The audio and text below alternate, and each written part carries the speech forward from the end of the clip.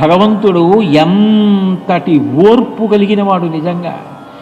ఆయన ధర్మ సంస్థాపనార్థం అర్జునుడి యొక్క రథానికి సారథ్యం వహించినందుకు శత్రువులు ప్రయోగించినటువంటి బాణాలు సారథిగా తన ఒంటికి తగిలితే నెత్తురు కారుతుంటే రథసారథ్యం చేశాడు.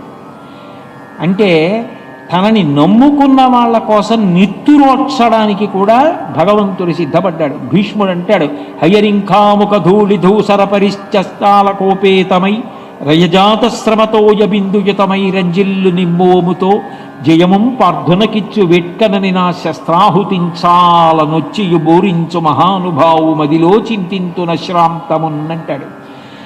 ఆ అర్జునుడికి జయాన్ని కట్టబెట్టాలని చెమట పట్టని పరమాత్మ చెమటలు పడుతుంటే, పగ్గాలు పట్టుకుని రథం తోలుతుంటే, నేను ప్రయోగించినటువంటి అస్త్రాలు కృష్ణ పరమాత్మకి తగిలి దెబ్బలు తగిలి నెత్తురు కారుతున్నా కూడా విజయాన్ని పార్థుడికి కట్టపెట్టాలని కష్టపడిన కృష్ణ పరమాత్మ నన్ను కాపాడుగాక అని ప్రార్థన చేశాడు. అంటే భగవంతుడంత ఓర్పు పట్టాడు. మనమెంతటి వాళ్ళం ప్రతిదానికి ఓర్పు పట్టను, నాకు కోపం ఎక్కువ, నాకు కోపం ఎక్కువ అనడానికి మనకున్న అధికారం ఏమిటి? మనం తెల్లవారిస్తే లేచి నిలబడేటటువంటి భూమి కూడా ఓర్పు పట్టకపోతే ఏమవుతుంది?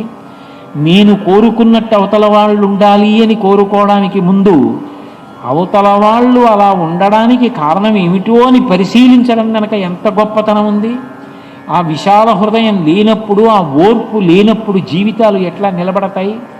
దానికి ఎంత ఓర్పు జీవితంలో ప్రయత్నపూర్వకంగా అలవాటు చేసుకోవాలి. కాబట్టి వామనాకారంలో హరి అంతటి వాడు అంత ఓర్పు పట్టాడే. ఒక్క మాటకి భాగవతం మారిపోయింది. సంస్కృత భాగవతంలో గరుత్మంతుడి మీద వచ్చాడు. తెలుగు భాగవతంలో పోతన గారి ఏనుగు గజేంద్రుడొక మాట అన్నాడు, ఎరుంగుచు తన్ను మొరగువాడు అన్నాడు.